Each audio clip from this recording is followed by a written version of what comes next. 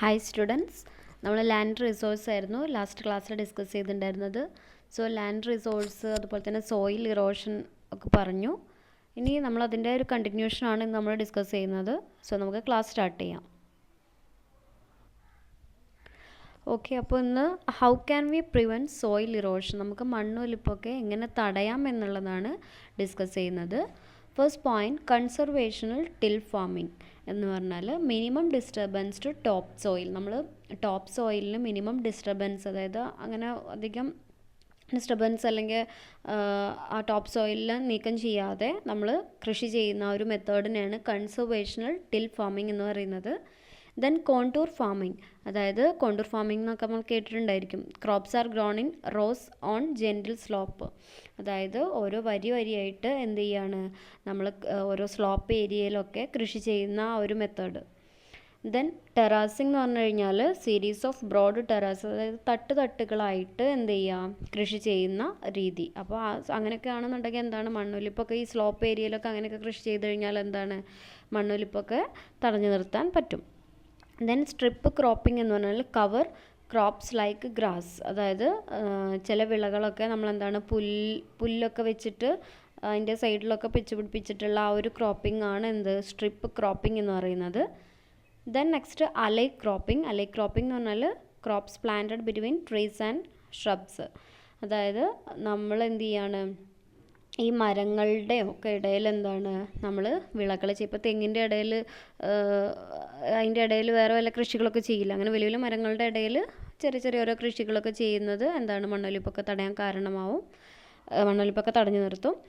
Then shelter birds എന്ന് പറഞ്ഞാൽ trees plant in long rose, അതായത് നമ്മൾ മരങ്ങളൊക്കെ നമുക്കറിയാം ഈ റെയിൽവേ ട്രാക്കിൽ അതിൻ്റെയൊക്കെ സൈഡിലൊക്കെ മരങ്ങളൊക്കെ വെച്ച് പിടിപ്പിച്ചിട്ടുണ്ടോ. അപ്പോൾ അതൊക്കെ എന്താണ് വലിയ വലിയ മരങ്ങളായിരിക്കും, ഒരു റോ മൊത്തം ഉണ്ടായിരിക്കും.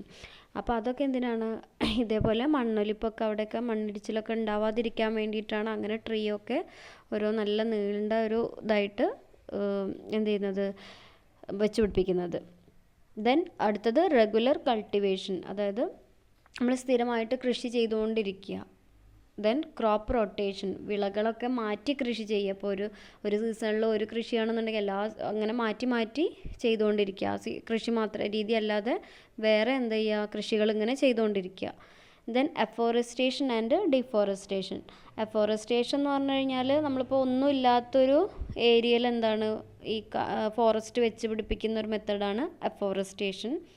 ഡീഫോറസ്റ്റേഷൻ എന്ന് പറഞ്ഞു കഴിഞ്ഞാൽ എന്തായാലും ഇപ്പോൾ ഈ ചില ഓൾറെഡി ഉള്ള ഫോറസ്റ്റിലൊക്കെ എന്താ കാട്ടുതീ വന്നിട്ടൊക്കെ മരങ്ങൾ നശിച്ചു പോകും, അല്ലെങ്കിൽ കാലപ്പഴക്കം കൊണ്ട് എന്താ അവിടുത്തെ മരങ്ങളൊക്കെ വീണ് പോകുന്ന ആ ഒരു സിറ്റുവേഷൻ ഉണ്ട്. അതൊക്കെ അങ്ങനെയൊക്കെയുള്ള ഏരിയയിൽ എന്താണ് വീണ്ടും റീകൺസ്ട്രക്ട് ചെയ്തെടുക്കുകയാണ് ഫോറസ്റ്റിനെ, അതിനാണ് ഡീഫോറസ്റ്റേഷൻ എന്ന് പറയുന്നത്.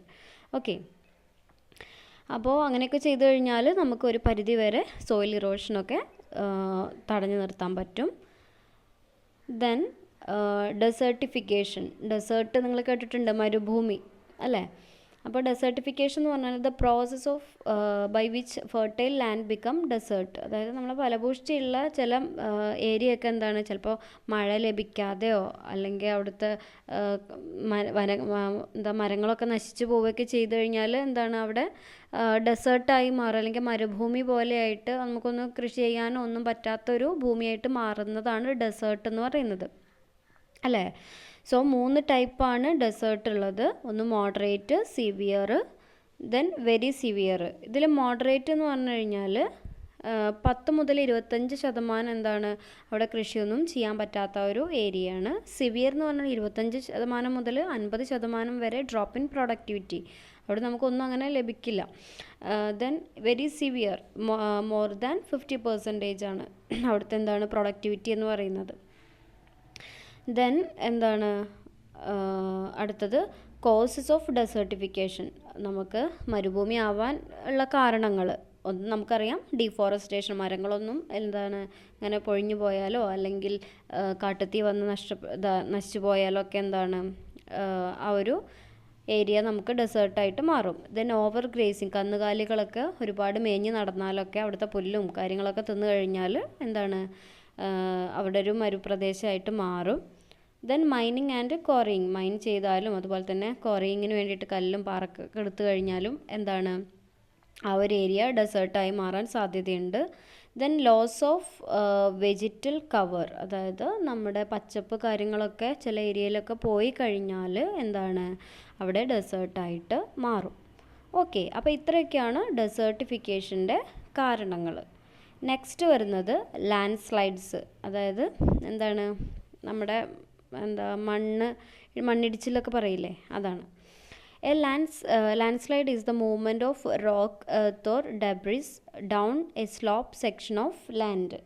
അതായത് നമ്മുടെ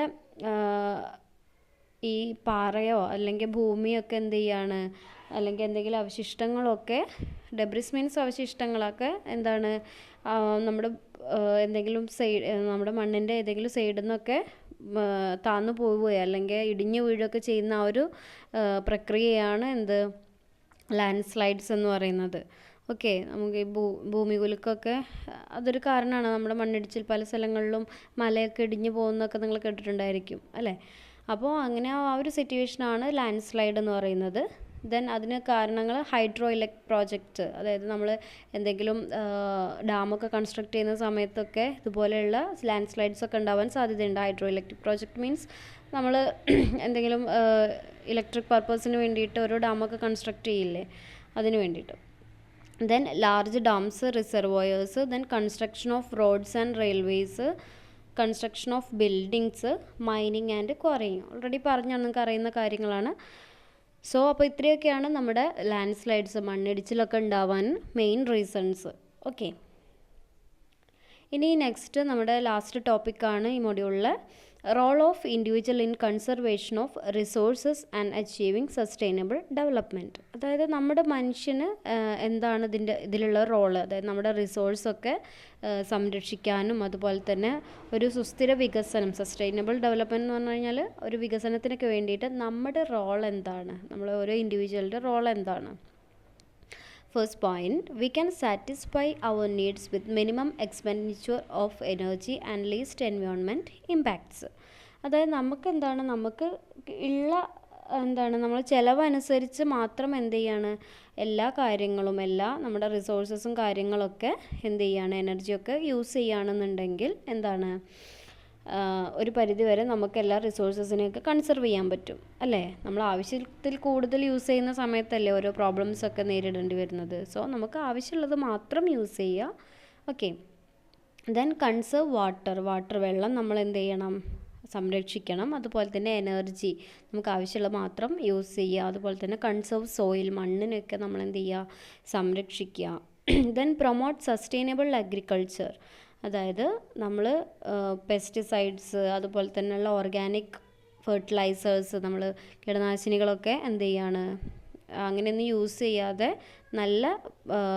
നല്ലൊരു അഗ്രികൾച്ചർ രീതി എന്ത് ചെയ്യാണ് ഉണ്ടാക്കിയെടുക്കണം. അതായത് ഓർഗാനിക് ഒന്നും യൂസ് ചെയ്യാതെ നമ്മുടെ നാച്ചുറൽ വളങ്ങളും കാര്യങ്ങളൊക്കെ ഇട്ട് കൊടുത്തിട്ട് കൃഷി രീതികളിലൊക്കെ എന്ത് ചെയ്യാണ് വർദ്ധിപ്പിച്ചെടുക്കുക. ഓക്കെ, അടുത്തത് equitable uses of resources for sustainable life cycle, അതായത് ഈക്വലൈസ് ചെയ്ത് എല്ലാ റിസോഴ്സസും, ഇപ്പോൾ നമ്മൾ ഒരുപാട് resource, forest resource, land resource, അങ്ങനെ ഒരുപാട് റിസോഴ്സസ് നമ്മൾ പഠിച്ചു.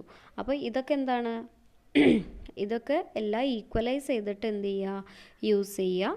Then there is inequality occur to use natural resources in an equitable manner for developed and non-developed countries. അതായത് നമുക്കറിയാം ഡെവലപ്ഡ് കൺട്രീസും ഉണ്ട്, അതുപോലെ തന്നെ ഡെവലപ്പിംഗ് കൺട്രീസും ഉണ്ട്.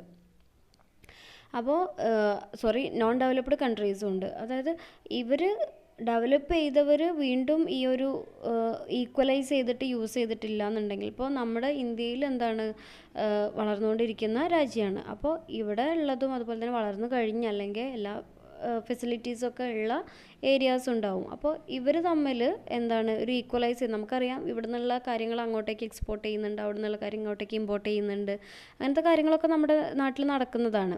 സോ ഇവരെല്ലാവരും എന്താണ് ഈക്വലൈസ് ചെയ്ത് എല്ലാ റിസോഴ്സസ് അങ്ങോട്ടും ഇങ്ങോട്ടൊക്കെ ഷെയർ ചെയ്ത് യൂസ് ചെയ്താൽ മാത്രമേ എന്ത് ചെയ്യുള്ളൂ, നമുക്ക് നമ്മുടെ ആ ഒരു സസ്റ്റൈനബിൾ ഡെവലപ്മെൻറ്റ് ക്രിയേറ്റ് ചെയ്യുള്ളൂ.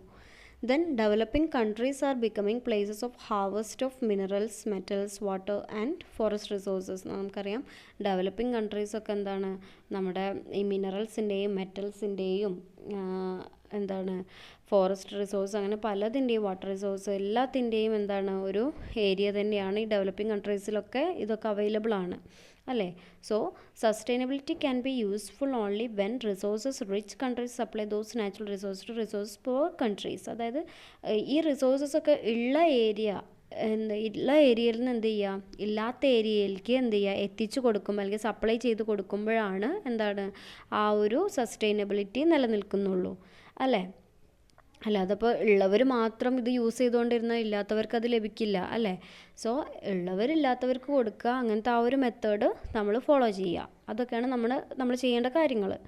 Then developed countries should reduce their use of energy and materials and supply them to developing states. നേരത്തെ പറഞ്ഞ പോലെ തന്നെ എന്ത് ചെയ്യാണ്, ഡെവലപ്ഡ് കൺട്രീസൊക്കെ എന്ത് ചെയ്യണം, അവരുടെ റിസോഴ്സസൊക്കെ കുറച്ച് യൂസ് ചെയ്യുക, എന്നിട്ട് ഇല്ലാത്തവർക്ക് എന്ത് ചെയ്ത് കൊടുക്കുക, ഡെവലപ്പിംഗ് സ്റ്റേറ്റ്സിനും കൺട്രീസിനൊക്കെ എന്ത് ചെയ്യുക, അവർ സപ്ലൈ ചെയ്ത് കൊടുക്കുക. Then water forest products must be exported from developing countries to developed countries. Okay, അപ്പോൾ ഇതുപോലെ തന്നെ അങ്ങോട്ടും ഇങ്ങോട്ടൊക്കെ എന്ത് ചെയ്യുക, വാട്ടർ അതുപോലെ തന്നെ ഫോറസ്റ്റ് പ്രോഡക്ട്സ് കാര്യങ്ങളൊക്കെ എന്ത് ചെയ്യുക, നമുക്കറിയാം ഒരുപാട് ഫുഡ് റിസോഴ്സസ് ഒക്കെ നമുക്ക് ഔട്ടേൺ കൺട്രീസിൽ നിന്നൊക്കെ ഇമ്പോർട്ട് ചെയ്യുന്നതും എക്സ്പോർട്ട് ചെയ്യുന്നതൊക്കെ ഉണ്ട്. സോ അങ്ങനത്തെ കാര്യങ്ങളൊക്കെ എന്ത് ചെയ്യുക, പ്രൊമോട്ട് ചെയ്യുക.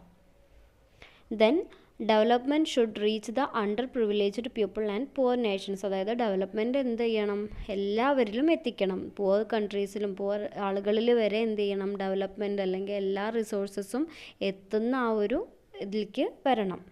Then use hydrogen as fuel. Hydrogen എന്ത് ചെയ്യുക, ഫ്യൂവലായിട്ട് നമ്മൾ യൂസ് ചെയ്യണം. Then use renewable energy resource. നമ്മൾ പുനഃസ്ഥാപിക്കാൻ കഴിയുന്ന റിസോഴ്സസിനൊക്കെ നമ്മൾ എനർജി റിസോഴ്സസിനെ യൂസ് ചെയ്യാം. Then use biogas plants and improved cook stove. Biogas plants നമുക്ക് കുക്ക് ചെയ്യാൻ വേണ്ടിയിട്ടൊക്കെ ബയോഗ്യാസസ് ഒക്കെ യൂസ് ചെയ്യുക. Then solar water heating systems. അതായത് നമ്മൾ സോളാർ വാട്ടർ ഹീറ്റിംഗ് സിസ്റ്റംസ് ഒക്കെ യൂസ് ചെയ്തിട്ട് എന്ത് ചെയ്യുക, ഓരോ കാര്യങ്ങൾ നമ്മൾ വാട്ടർ ഹീറ്റിംഗ് സിസ്റ്റംസൊക്കെ യൂസ് ചെയ്യുക. ഓക്കെ, അപ്പോൾ ഇത്രയും കാര്യങ്ങൾ നിങ്ങൾക്ക് അഡീഷണൽ ആയിട്ട് നിങ്ങളുടെ പോയിൻറ്റ്സ് വേണമെങ്കിൽ ആഡ് ചെയ്യാം. ഓക്കെ, അപ്പോൾ ഇത് കുറച്ച് ഏരിയ മാത്രമേ ഇവിടെ ഡിസ്കസ് ചെയ്തിട്ടുള്ളൂ. നിങ്ങൾക്ക് എന്തെങ്കിലും പോയിൻറ്റ്സ് ഉണ്ടെങ്കിൽ അതൊക്കെ ആഡ് ചെയ്യാം. ഓക്കെ, അപ്പോൾ ഇത്രയാണ് നമ്മുടെ മൊഡ്യൂളിൽ വരുന്നത്. ഓക്കെ, എല്ലാവർക്കും മനസ്സിലായിട്ടുണ്ടായിരുന്നു വിചാരിക്കുന്നു. എന്തെങ്കിലും ഡൗട്ട്സ് കാര്യങ്ങളുണ്ടെങ്കിൽ ചോദിക്കുക. ഓക്കെ, സോ നമുക്ക് ക്ലാസ് വൈൻഡപ്പ് ചെയ്യാം. താങ്ക്